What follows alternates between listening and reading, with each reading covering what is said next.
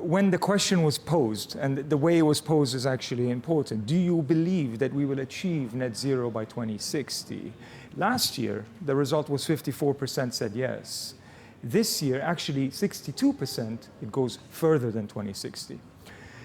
When we asked why, to your question, the first kind of response was we as corporates, the 600 executives that we interviewed, believe that we've got the right level of technology. Obviously, it's a curve and the technology will continue to improve and innovate itself. We believe that we've got the right investment plans and will continue to invest in the energy transition and energy transition related technologies. To why we believe that this may take a little bit more time, the response we got from these executives was, one, it's to do with the funding. The funding of these technologies require customers' willingness to pay to come up with it. In fact, 70% felt that that was still not there. The customer's willingness to pay for that extra premium for the technology was not there yet. The second, and I believe very important point, was the fact that we sit in a high interest rate type environment. In order to fund these projects, the interest rates at the moment are not making the ROIs feasible. To give you some math behind this, a 500 basis point change, according to some calculations, will relate to a 50% required increase in revenues from the technology in order for the project feasibility to come through.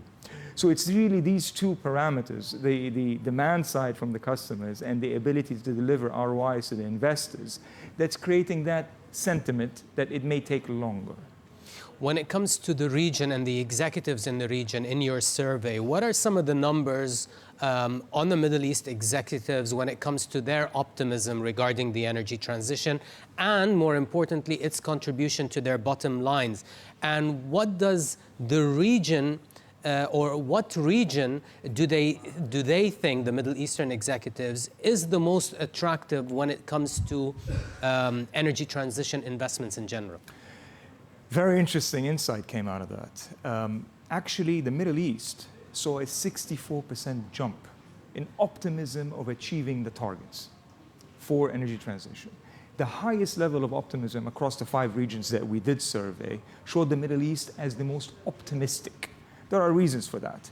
One is decisiveness, as we've seen, and as we've seen over the past 2 years, very clear decisiveness on target setting, on paths to get there, and now we're seeing that translation into what that means from a corporate day-to-day. And we're talking about the government decision-making. Government decision-making, and we're seeing it trickling. So this decisiveness, this level of decisiveness, is actually something that's very beneficial.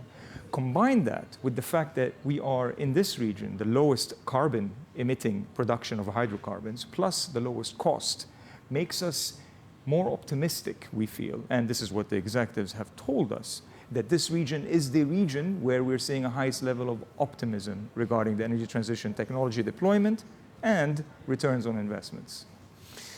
But your 2024 survey shows that North America is the most attractive region for the energy transition investments.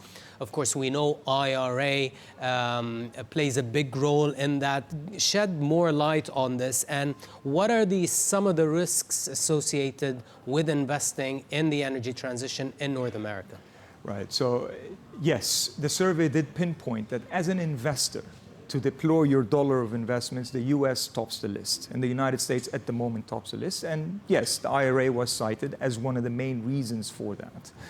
And it just potentially creates the right construct for the investor in this space. However, as you mentioned, there are risks and hazards. When we asked the same series of executives, what do you feel about it? There was some pessimism. Actually, 42% of them thought stability in policy is something that over the next 10 years is something that's on their mind. The IRA is there today.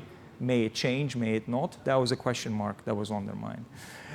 The second important part that came out of this whole topic of the IRA and the US is around the topic of whether we will see this customer willingness to pay come through the channels in the US, and whether we will see the customer channels in the US come through with the payment of the premiums that are required for it.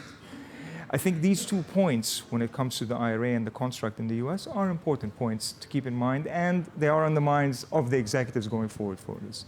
The last thing on the IRA that was raised in the survey was the clarity of the construct, the clarity of which technologies, the clarities of how the deployment and the tenure of the deployment becomes an important point that people don't have that clarity yet. 69% said they need more clarity out of the IRA. On the policies announced under the exactly. IRA. Of course, there is growing hype around AI Yes. in every sector globally.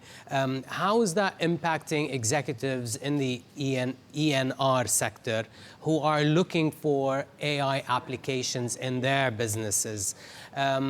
It seems that emissions reductions is not one of the major applications of AI in the ENR space. Tell us more about that.